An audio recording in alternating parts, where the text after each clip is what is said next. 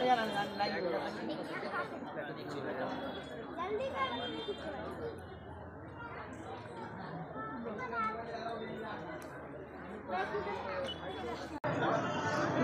বন্ধুরা, আমাদের চ্যানেলে সকলকে স্বাগত। বন্ধুরা, আজ 23শে জানুয়ারি নেতাজি সুভাষচন্দ্র বসুর 127তম জন্মদিন উপলক্ষে ভারত মাতার এই বীর সন্তানকে আমার শতকোটি প্রণাম। বন্ধুরা, আজ আমরা চলে এসেছি নেতাজি সুভাষচন্দ্র বসুর পৈতৃক ভিটা সুভাষগ্রাম কোদালিয়া গ্রামে। দেশনায়ক সুভাষচন্দ্র বসুর পৈতৃক ভিটা আসতে গেলে আপনারা সুভাষগ্রাম রেলগেট থেকে অটো, টোটো বা রিক্সা করে এখানে আসতে পারেন। আপনারা চাইলে হেঁটেও আসতে পারেন। হাঁটা পথে 15 মিনিট মতো সময় লাগে। হাঁটতে হাঁটতে আমরা নেতাজি সুভাষচন্দ্র বসুর পৈতৃক বাড়ি চলে এলাম। এখন বেলা 12টা মতো বাজে। এখানে এসে দেখলাম লম্বা লাইন, বহু মানুষের ভিড়। জানতে পারলাম সকাল থেকেই বহু মানুষ এখানে আসছেন। আজ 23শে জানুয়ারি নেতাজি সুভাষচন্দ্র বসুর 127তম জন্মদিন উপলক্ষে বহু মানুষ সুভাষগ্রামের কোদালিয়ায় তার পৈতৃক ভিটা দেখার উদ্দেশ্যে আসছেন। আজ থেকে প্রায় 150 বছর আগে হরনাথ বসু এই বাড়িটি নির্মাণ করেছিলেন। নেতাজি সুভাষচন্দ্র বসুর পিতা জানকীনাথ বসু 1860 সালে এই বাড়িতেই জন্মগ্রহণ করেছিলেন।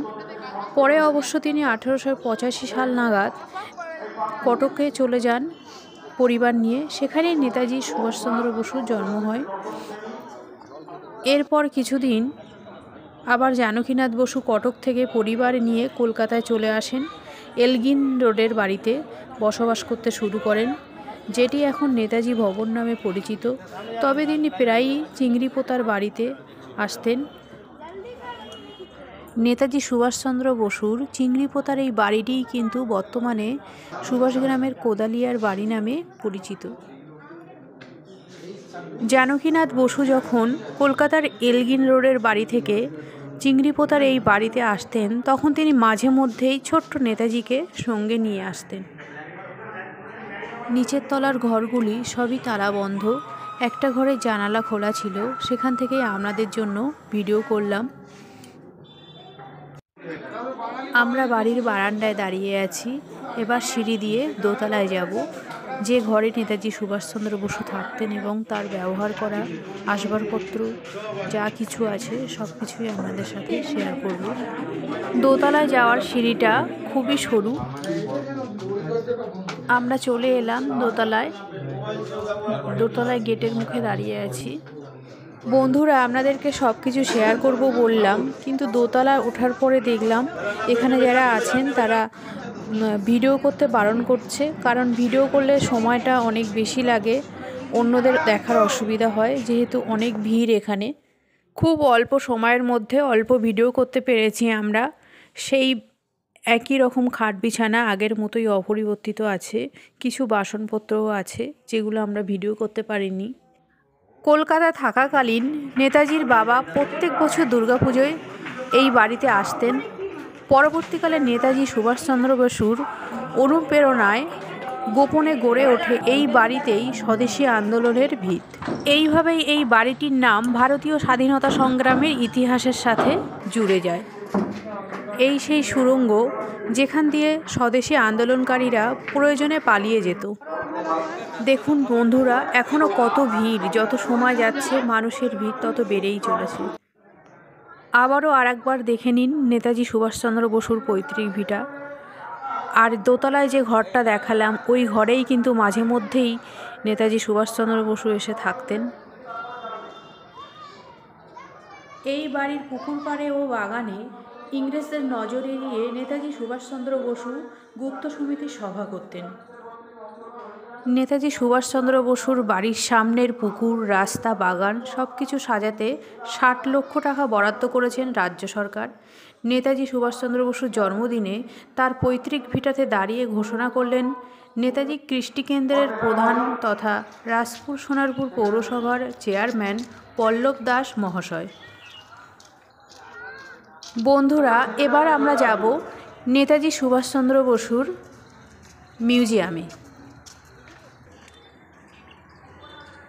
মিউজিয়ামে যাওয়ার পথে দেখলাম এখানে ছেলে মেয়েদের ড্রয়িং এবং হ্যান্ডওয়ার্কের এক্সিবিশন হচ্ছে এবং এগুলো বিক্রয়ও হচ্ছে। এই এক্সিবিশনটা ঠিক দুর্গা দালানের সামনের মাঠে হচ্ছে। আপনারা দেখতে থাকুন এখানে যে ড্রয়িংগুলো আর হ্যান্ডওয়ার্কগুলো আছে। বন্ধুরা, 1820 সালে প্রথম দুর্গাপুজোর আয়োজন করা হয় বসুবাড়িতে। গৃহকর্তা যাদবচন্দ্র বসুর বোনের অনুরোধে পারিবারিক এই পুজোর শুরু হয়।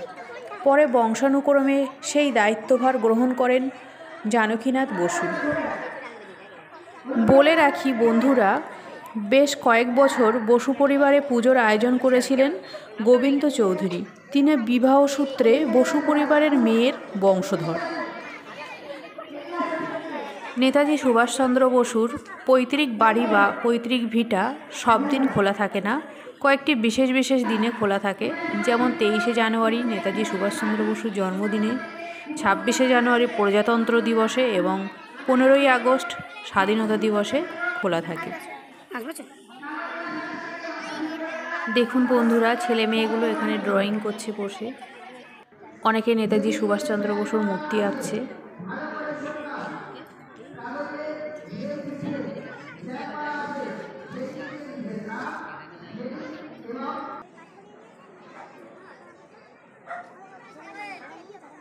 নেতাজি সুভাষচন্দ্র বসুর জন্মদিন উপলক্ষে কোদালিয়াতে দিনভর নানাবিধ সাংস্কৃতিক কর্মসূচির আয়োজন করেছিলেন নেতাজি কৃষ্টি কেন্দ্র। উপস্থিত ছিলেন নরেন্দ্রপুর রামকৃষ্ণ মিশনের সম্পাদক স্বামী শাস্ত্রজ্ঞানানন্দ মহারাজ, বারুইপুরের পুলিশ সুপার পলাশচন্দ্র ঢালি, আরও অনেক বিশিষ্ট ব্যক্তি এই দিন উপস্থিত ছিলেন। বন্ধুরা, এবার আমরা দুর্গা দালান থেকে বেরিয়ে যাব। এই পোস্ট অফিসটি দেখছেন, এই পোস্ট অফিসটাও কিন্তু সুভাষচন্দ্র বসুর পৈতৃক ভিটায় অবস্থিত। বন্ধুরা, এবার আমরা যাব লাইব্রেরিতে। লাইব্রেরি যাওয়ার আগে দেখুন নেতাজি সুভাষচন্দ্রের মূর্তি, যাকে দেখলে আমাদের শ্রদ্ধায় মাথা নত হয়ে আসে। মনে পড়ে যায় সাবমেরিন, হিটলার, আজাদ হিন্দ ফৌজ। প্রথা অনুযায়ী নেতাজির জন্ম সময় 12টা 15 মিনিটে সাইরেন বাজিয়ে শঙ্করধ্বনি ও ব্যান্ড সহযোগে অনুষ্ঠানের সূচনা হয়। খুলে দেওয়া হয়েছিল নেতাজির নামাঙ্কিত সংগ্রহশালা। লাইব্রেরিতে চলে এলাম। লাইব্রেরি এবং মিউজিয়াম দোতলায় আছে। লাইব্রেরি দ্বিতীয় ও চতুর্থ শনিবার ও রবিবার বন্ধ থাকে। এছাড়া সরকার ঘোষিত ছুটির দিনও বন্ধ থাকে। এই হচ্ছে লাইব্রেরি।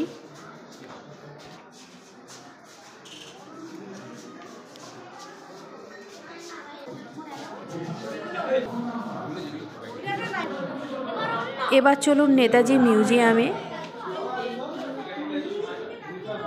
এখানে নেতাজি সুভাষচন্দ্র বসুর কর্মজীবনের বিভিন্ন ঘটনা দেখানো হয়েছে। আপনারা দেখতে থাকুন, সবই এখানে লেখা আছে।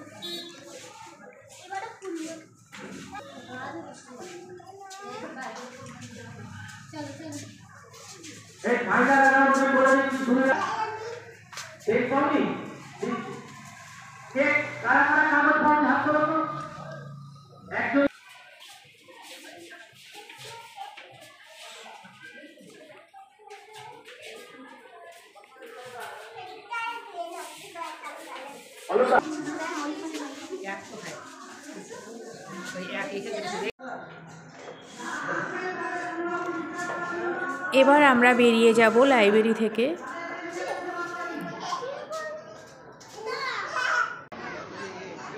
এই যে দেখছেন নেতাজি কৃষ্টি কেন্দ্র, এনারাই সারা দিনভর বিভিন্ন সাংস্কৃতিক অনুষ্ঠানের আয়োজন করেছেন।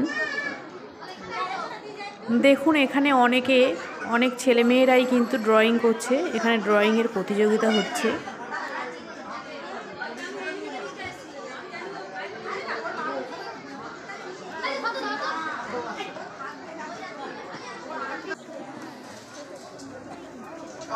বন্ধুরা এবার আমরা বাড়িতে ফিরব। বাড়ি ফেরার আগে আপনাদেরকে দেখাবো নেতাজি সুভাষচন্দ্র বসুর বাড়ির ঠিক পিছনে নেতাজি মাঠ। এই মাঠটি 1958 সালে তৈরি হয়। কোদালিয়া তরুণ সংঘ এই মাঠটি দেখাশোনা করেন। নেতাজি সুভাষচন্দ্র বসুর জন্মদিনে তাকে বিনম্র শ্রদ্ধা ও প্রণাম জানিয়ে ভিডিও শেষ করলাম। আবার দেখা হবে পরের ভিডিওতে। ধন্যবাদ।